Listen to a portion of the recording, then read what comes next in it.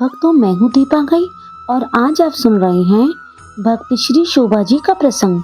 श्री शोभा जी संत सेवा परायण श्री शोभा जी अपने देवर देवरानी के साथ रहती हुई निरंतर भजन साधना में लगी रहती थी।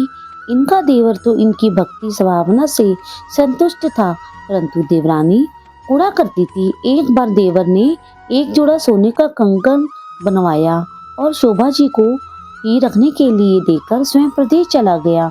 इनकी देवरानी को भला यह कब सहन होने लगा। वे शोभा को तो कुछ नहीं कह सकी, परंतु अवसर पाकर शोभा के पास रखा हुआ कंगन उसने चुरा लिया और पृथ्वी में गाड़ दिया। श्री शोभा जी को सदा संत सेवा और सत्संग में पड़ी रहती थी, कंगन की ओर उनका ध्यान ही नहीं गया।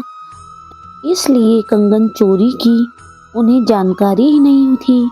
जब देवर प्रदेश से आया और कंगन मांगा तब ये कंगन लेने गई, परंतु देखा तो कंगन नदार था।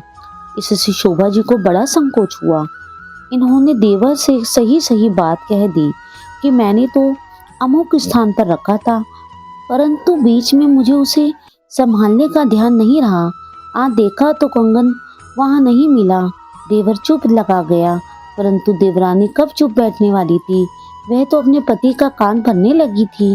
रोज साधु को बुला बुलाकर हलवा पूरी खिलाती है। एक जाते हैं तो दो साधु आते हैं, उनकी सेवा में खूब पैसा खर्च होता है। आप निश्चय मानिए इन्होंने कंगन बेचकर साधु को खिला दिया है।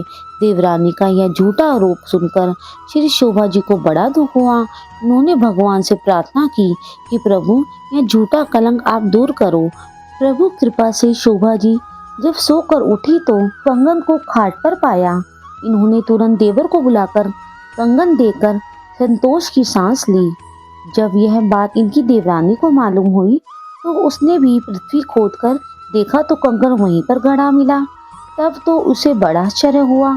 उसने उस कंगन को भी लाकर अपने पति को दे दिया और अपने कपट की बात सुनाते हुए श्री शोभा जी से क्षमा प्रार्थना की।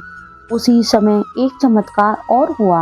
वह यह कि जब इनकी देवरानी ने पहला कंगन ला कर दिया तो भगवत कंगन अदृश्य हो गया।